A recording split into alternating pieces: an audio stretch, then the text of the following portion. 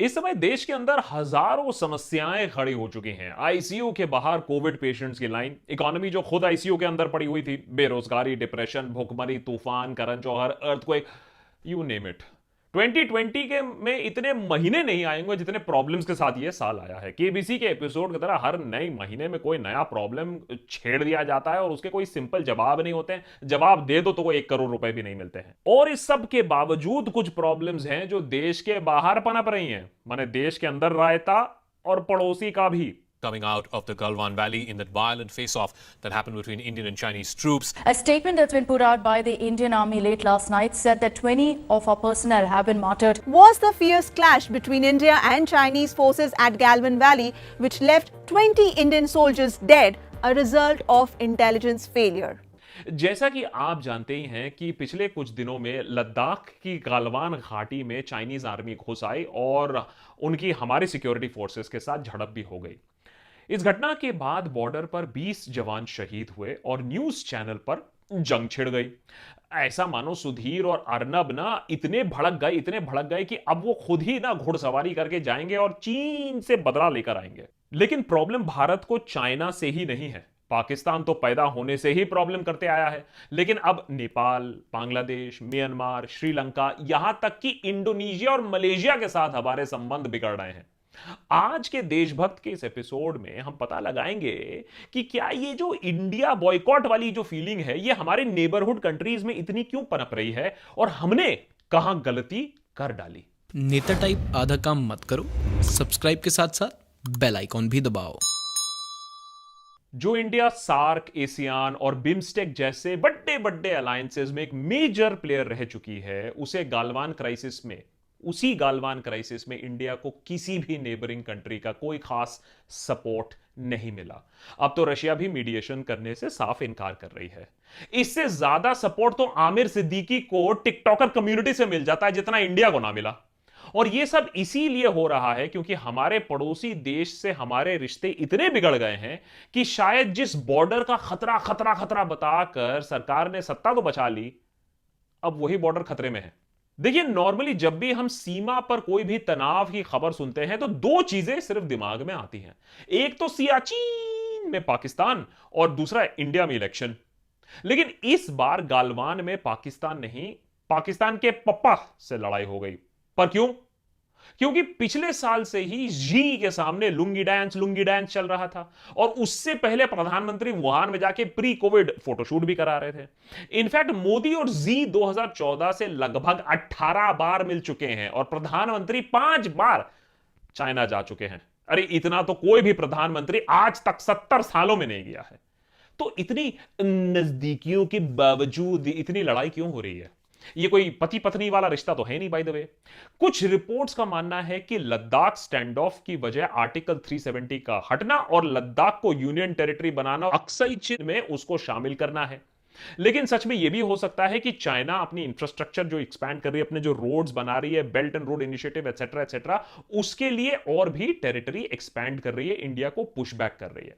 But border पर एक दूसरे को कूट देना चाइना की कूटनीति का एक छोटा सा हिस्सा है और इस कूटनीति को टीवी तोड़कर, चाइना को बॉयकॉट करके नहीं, बल्कि इंडिया को चाइना का डेमोक्रेटिक ऑल्टरनेटिव बनाकर, इन्वेस्टमेंट बुलाकर और एक ग्लोबल अलायंस बनाकर ही हम उनको हरा सकते हैं। इसके बारे में हमने इस एपिसोड में डिटेल में आपको बताया है। अब आपको पता ही होगा कि चाइना के साथ साथ आजकल नेपाल भी बॉर्डर खेल रहा है हमारे साथ। अरे वही छोटा सा प्यारा सा नन्ना सा मुन्ना सा नेपाल, जहां जाने के लिए हमें पासपोर्ट तक की जरूरत नहीं पड़ती थी कुछ ही दिनों पहले तक। अब ऐसा क्यों? वो इसलिए क्योंकि 2015 में जब मधेसीज ने नेपाल में रिबेलियन किया था तो इंडिया ने एक जबरदस्त इकोनॉमिक ब्लॉकेट लगाया था जिसकी वजह से उनकी इकोनॉमी पर गहरा असर पड़ा था और कुछ लोग कहते हैं उनकी मेंटालिटी और उनके आउटलुक की तरफ भी गहरा असर पड़ा था। और रिसेंटली अपने एंशिएंट हिस्ट्री पर जोर देने वाली पॉलिटिक्स के चलते नेपाल जैसी छोटी सी कंट्री भारत से दूर और चाइना की गोदी पे जाकर बैठ गया। और अब चाहे बॉर्डर पर एंटी इरोजन काम रोक के या इंडिया में फ्लड रिस्क बढ़ा के या एंटी इंडिया सॉन्ग चला के, नेपाल वो कहते हैं ना आग दिखा रहा है। और हाल ही में नेपाल सरकार ने एक अमेंडमेंट पास किया और कई जगह जो इंडिया अपना मानती है उसको नेपाल के मैप में ऑफिशियली शामिल कर लिया है। Hashtag Nepali master stroke. और ये अमेंडमेंट लाकर कंट्रोवर्शियल टेरिटरीज अपने हिस्से में करने से सिर्फ इंडिया नेपाल के रिश्तों में ही दरार नहीं पड़ी है, रिश्तों में दरार एंड ऑल, पूरा एकदम शायराना मूड। एनीवेज, सीएए के आने के बाद बांग्लादेश से भी हमारे रिश्ते खराब होने लगे, क्योंकि जब हमने उनको माइनॉरिटी परसिक्यूशन का इल्जाम लगाया उन पे, तो उनके फॉरेन मिनिस्टर, उनके home minister, deputy foreign minister, parliament speaker ने अपना इंडिया विजिट ही कैंसिल कर दिया। बांग्लादेशी माइग्रेंट्स को गलियाकर हमने वोट तो बटोर लिए यहां, लेकिन बांग्लादेश के साथ रिलेशंस हमने खराब कर लिए। अब बांग्लादेश को कोई दूध पीता बच्चा तो आप नहीं समझ सकते हो, दुनिया का one of the fastest growing economies है। क्या इस सिचुएशन को हम बेहतर हैंडल कर सकते थे? क्या हम एक बेटर डिप्लोमेसी स्ट्रेटजी के साथ एनआरसी सीएए के खेल में बांग्लादेश को भी, उनके साथ भी कोई अंडरस्टैंडिंग तक पहुंच सकते थे? अब भाई अकड़ है तो घमंड है, तो इंडिया ने अपने एक बड़े ट्रेडिंग पार्टनर के साथ रिलेशंस बिगाड़ने के पूरे चांसेस खुद ही बनाए हैं। वहीं दूसरी तरफ चाइना ने हाल ही में बांग्लादेश इंपोर्ट से 97% टैरिफ्स हटा दिए हैं फॉर मेनी प्रोडक्ट्स। बांग्लादेश की पर्सपेक्टिव से अगर आप देखा जाए तो चाइना उन्हें 97% टैरिफ डिस्काउंट दे रही है। हम उन्हें माइनॉरिटी परसिक्यूटर बता रहे हैं, दिनेश कार्तिक उन्हें T20 मैच नहीं जीतने देता है। चलो इस रेट पे बांग्लादेश भी गया, और सीएए की वजह से सिर्फ बांग्लादेश ही नहीं और भी कंट्रीज के साथ हमारे रिलेशंस खराब हो चुके हैं। सीएए और कश्मीर को लेकर Malaysian prime minister Mahathir Mohammad ने भी इंडियन गवर्नमेंट को क्रिटिसाइज किया, और उसके बदले में हमारी सरकार ने मलेशियन पाम ऑयल इंपोर्ट करना कम कर दिया। हैशटैग करारा जवाब टू मलेशिया। बेसिकली सरकार ने बोला कि यार हम अपने घर वालों की नहीं सुनते, तुम तो खैर पड़ोसी हो, चुपचाप बैठ जाओ। सीएए के चलते इंडोनेशिया और ईरान ने भी इंडिया का काफी विरोध किया है। ईरान के फॉरेन मिनिस्टर जावेद जरीफ ने अपने ट्वीट में तो ठगरी शब्द का भी इस्तेमाल किया हमारे लिए। अब इंडिया से लड़ाई की बात हो रही है और पाकिस्तान का हम नाम नहीं लें, ऐसा तो हो नहीं सकता है। अरे there can't be a bachelor party without a performer. जहां ईस्ट साइड में हमारी नेबरहुड पॉलिसी खराब हो रही थी, वेस्ट साइड में पाकिस्तान और भी चौड़ हो रहा था। इनफैक्ट जब देश कोविड और चाइना की लड़ाई में बिजी था, पाकिस्तान ने पिछले 6 महीने में 2000 बार से ज्यादा सीज फायर वायलेशंस किए हैं। जी हां, 2000 बार। लास्ट टाइम इतने राउंड तो सिर्फ फैजल खान ने रामाधीर को मारे थे। और इससे पहले कि आप मुझे आईएसआई एजेंट बोल दो, मैं आपको यह भी बता दूं कि पाकिस्तान से इंडिया के ट्रेड रिलेशंस भी सही नहीं जा रहे हैं। वहां भी बॉयकॉट सबने खेलना शुरू कर दिया है। श्रीलंका इंडिया का सदर्न पेनिनसुला में एक बहुत ही अहम पड़ोसी है, बट मोर इंपॉर्टेंटली एक इंपॉर्टेंट स्ट्रेटेजिक लोकेशन भी बनता है। लेकिन श्रीलंका भी हमारे स्फेयर ऑफ इन्फ्लुएंस से निकल चुका है। श्रीलंका को चाइना ने डेट ट्रैप में फंसाकर हम्बनटोटा का पोर्ट 99 साल के लिए अपने कब्जे में कर लिया है, उसको अपनी एक इकोनॉमिक टेरिटरी बना ली है। सिर्फ यही नहीं, जनवरी में शी जिनपिंग म्यांमार गए और उन्होंने यांगोन सिटी सीपोर्ट और इंडस्ट्रियल जोन्स के ऑफर के साथ वहां भी स्ट्रेटेजिक एडवांटेज हासिल कर ली। मतलब जब हम यहां ट्रेड वॉर की सोच रहे थे, तब तक चाइना ने श्रीलंका और म्यांमार जैसी कंट्रीज को अपने वश में, अपने मिलिट्री बेसिस बनाने के लिए, अपने इकोनॉमिक जोन्स बनाने के लिए सारी तैयारी पूरी कर ली थी। बेसिकली बोले तो चाइना ने हमें, तुम चारों तरफ से घिरे हुए हो। नॉर्मली दुश्मन का दुश्मन दोस्त होता है, पर हमारे केस में दोस्त का दोस्त दुश्मन है। 2014 में पावर में आने के बाद मोदी जी ने सबसे पहला काम सार्क मेंबर्स को स्वेरिंग इन सेरेमनी में बुलाया था। And credit where it's due, प्रधानमंत्री के पहले टर्म के नेबरहुड फर्स्ट पॉलिसी बहुत सफल भी रही।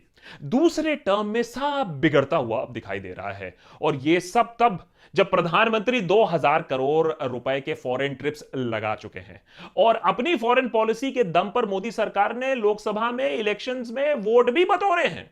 दुख की बात यह है कि जब चाइना हमारे नेबर्स को हमसे अलग कर रहा था, स्ट्रेटेजिकली इन्वेस्ट कर रहा था, उन्हें खरीद रहा था, तब हम सो रहे थे। एक्चुअली हम सो नहीं रहे थे, उस समय हम भी खरीद रहे थे। हम एमएलएज, हम एमपीज खरीद रहे थे, हम भी स्ट्रेटेजी बना रहे थे। हमारी सरकार काफी बिजी थी स्टूडेंट्स पर डंडा बरसाने के लिए, उनको अरेस्ट करने में ही बिजी थी।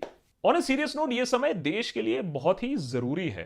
महामारी से जूझ रहे हैं हम लोग, इसलिए इस वक्त हमें पहले से कई ज्यादा तरीके से अपने विदेशी नीति या फॉरेन पॉलिसी पर ध्यान देना होगा। वो जिनीवा, रशिया, डोनाल्ड ट्रंप वाला नहीं, अपने पड़ोस वाले फॉरेन पॉलिसी की। अब आप बोलेंगे अरे देशभक्त, ये सब छोड़ो, पहले अस्पताल में बेड लगवाओ, पेट्रोल सस्ता करवाओ, मलेशिया, थाईलैंड, श्रीलंका बाद में देखा जाएगा।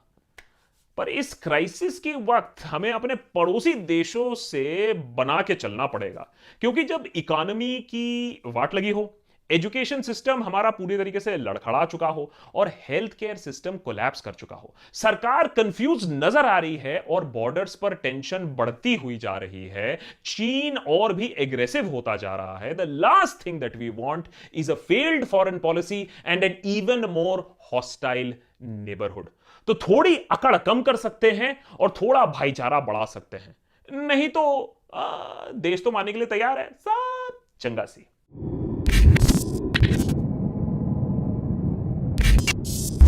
ये एपिसोड अगर थोड़ा सा टेक्निकल हो गया हो तो उसके लिए माफी चाहूंगा, लेकिन जब हम लोग ने रिसर्च करने की कोशिश की कि ये चीन जो इतनी एग्रेसिवली आ रहा है इंडिया पे, हावी हो रहा है, तो दूसरे देश जो हमारे नेबरहुड है, जिसका इंडिया एक समय पर बिग ब्रदर था और हम लोग they used to look up to us, वो क्या कर रहे हैं, श्रीलंका क्या कर रही है, बांग्लादेश क्या कह रही है, नेपाल के साथ इतने प्रॉब्लम्स क्यों हो रहे हैं। तो एक क्लियर पैटर्न इमर्ज हो रहा है कि इंडिया इतना एग्रेसिव रह चुका है, इंडिया इतना एरोगेंट रह चुका है हमारे नेबर्स के साथ, स्पेशली ऑफ लेट, जिसके वजह से हमसे सब खफा हैं। और इसके पीछे एक बहुत बड़ा रीजन है, आप 370 को भी भूल जाइए, सीएए के वजह से बहुत सारे नेबर्स हमसे भी खफा हैं। और जब चाइना स्ट्रेटेजिकली इन्वेस्ट कर रहा था हमारे आसपास, तब हम इंटरनल पॉलिटिक्स में और इंटरनल स्ट्रेटजी में और गद्दी बचाने में ही काफी बिजी रहे हैं। तो ये सारी चीजें आपको बस ये दिखाने के लिए है कि सिचुएशन कितनी सीरियस है, ये आपको बताने के लिए हमने ये एपिसोड बनाया। कैसा एपिसोड लगा जरूर कमेंट सेक्शन में लिखिएगा।